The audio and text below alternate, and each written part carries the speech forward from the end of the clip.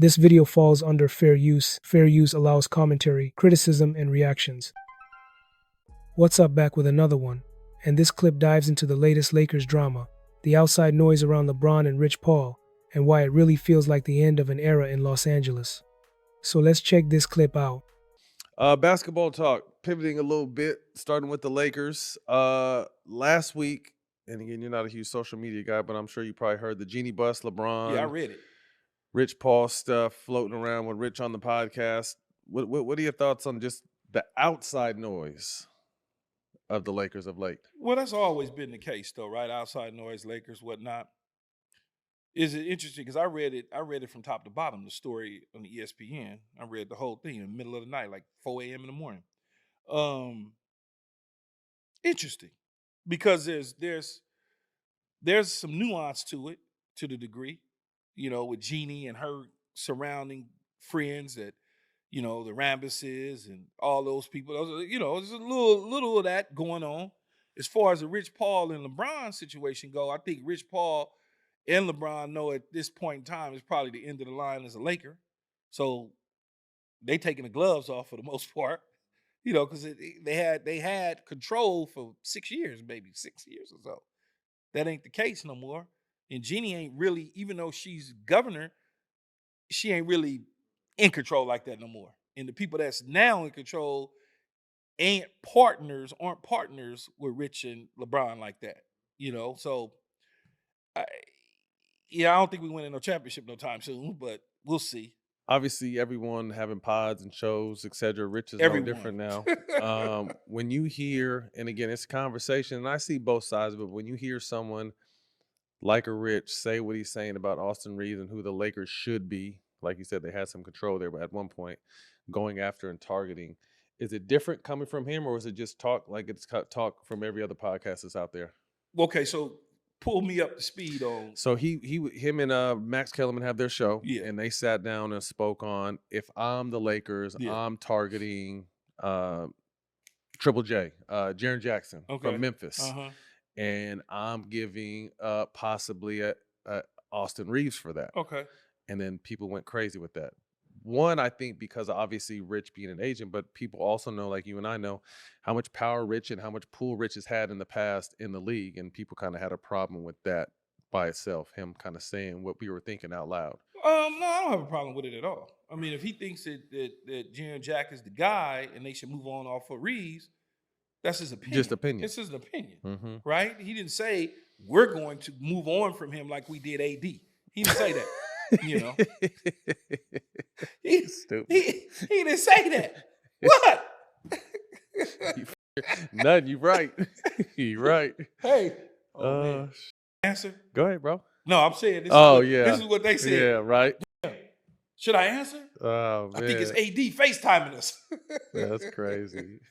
Nah, but I don't have a problem with it at all. So you feel this is LeBron's last run with the Lakers this year? Man, it certainly feels that way. Now, whether or not it's his end of the LeBron NBA era, that's a different story. But as far as the Lakers go, like when I'm reading the article, I think the number has to come down if he's going to stay, right? His. But no, the number ain't got to come. Oh, you mean for the Lakers? For the Lakers, his number has to come down if he wants to stay.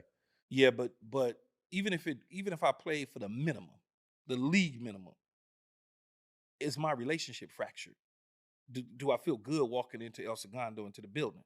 It ain't even money doesn't matter. I got so much money. I'm LeBron James. I got plenty of money. I got more money than owners. So it's like, it's more about, do I want to deal with this organization and play for the Lakers, or do I want to go to Golden State, or do I want to go to somewhere else, Now let me flip that on you and play devil advocate. What if what you just said about LeBron wanting to, does the organization want to deal with him? I mean, it's hard not to deal with a dude like that, though.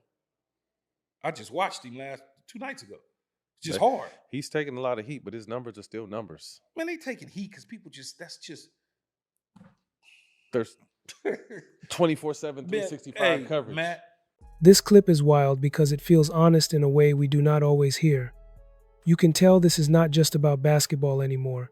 It is about pride, control, and relationships breaking down in real time. I've experienced it to some degree in my own career, but I ain't never witnessed the amount of for him, vitriol and hate. For him. Like, man, stop hating all the motherfucking time. Just give him his due. He's good. He's one of the best to ever do it. He's great. Yeah, he's one of the greatest to ever do great. it. He's like, just accept it and leave it alone instead of always trying to poke holes in this man's resume. I just saw a dude the other day talk about his ability to be a freak of nature, and the way he looks and all this, and the dude like just put it out on the table to where everybody is like, well, LeBron on steroids. I'm like, why would this dude even say this? Just because everyone got a voice, shouldn't have a voice. And I'm also thinking too, I said this a while ago, So like fucking stupid. the stars of games, the stars of our game, whether it be basketball, football, like you don't get to age gracefully no more because of like that. There's too much media access. Everyone is a part of the media now. But so I there's think so if much it was critiquing. me, and if I was LeBron and you were asking me what I would do at the end of the day, man, I'd probably be done. 23 years. I mean, like, what more, no matter how much I love the game, what more is it that I have to do? Like, I'm never going to convince half the room that I'm him, because the other half are going to say no. So I'm never going to convince half the room.